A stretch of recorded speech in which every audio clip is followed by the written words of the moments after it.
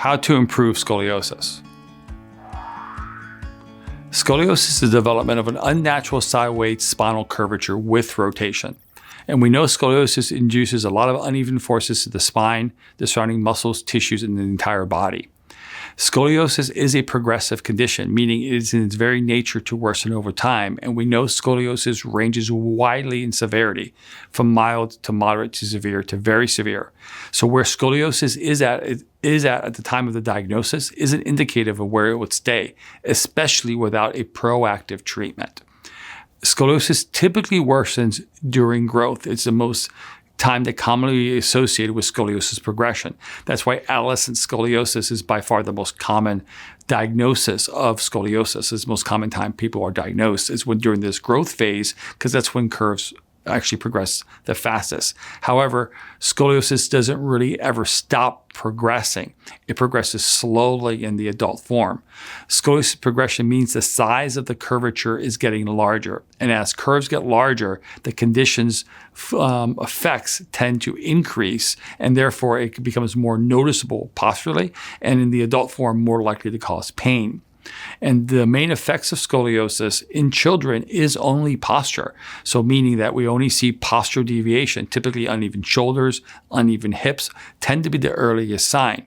And like I mentioned, most children do not feel pain. However, most adults do. And this is typically a result of the compressive forces that occur to the spine over time. And as the spine compresses, the curve increases, and this compression tends to cause pain. And it can cause pain to the muscles, to the nerves, and to the tissues around the spine. Now, we know scoliosis is a non-curable condition because we don't know what causes scoliosis the majority of time, but it is highly treatable, meaning we can stop the normal or natural progression that's expected during growth and adolescence and the adult form if we treat curves early enough. So early detection is valuable, but it's definitely more valuable if it's responded with proactive treatment. So the best way to improve scoliosis is to treat it proactively. Unfortunately, many patients I treat didn't treat curves proactively, and their curves worsened because they were following traditional approaches, and the curves worsened into moderate or severe or even very severe stages. We can still treat curves in that stage. However, the total amount of improvement will be less as curves worsen. But the best way to improve scoliosis is to counteract the natural progressive nature of scoliosis, treat it before it gets worse. So therefore, we recommend treating scoliosis as soon as possible.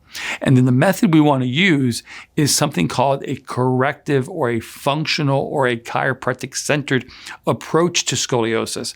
It's really trying to address the size of the curve the moment we find it.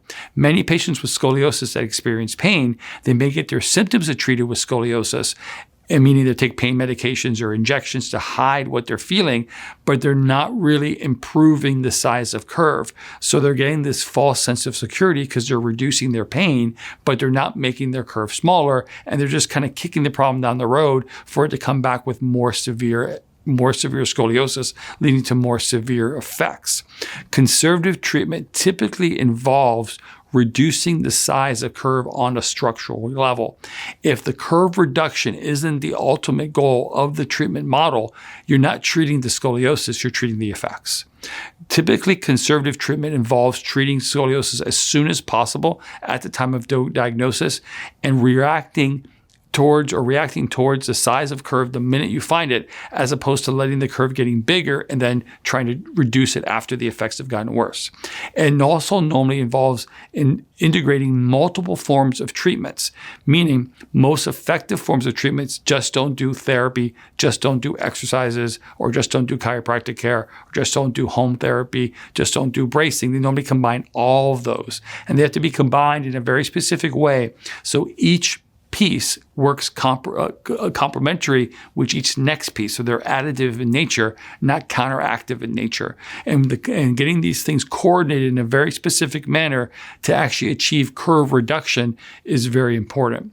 And the last thing I'd like to mention here is something about the dose of treatment.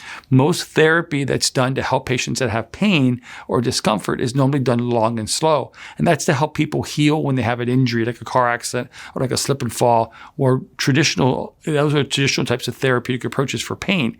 However, using conservative scoliosis structural care normally requires the opposite approach. A high dose but short duration treatment is the preferred treatment for scoliosis because that gets a better response on the structural nature of this curve.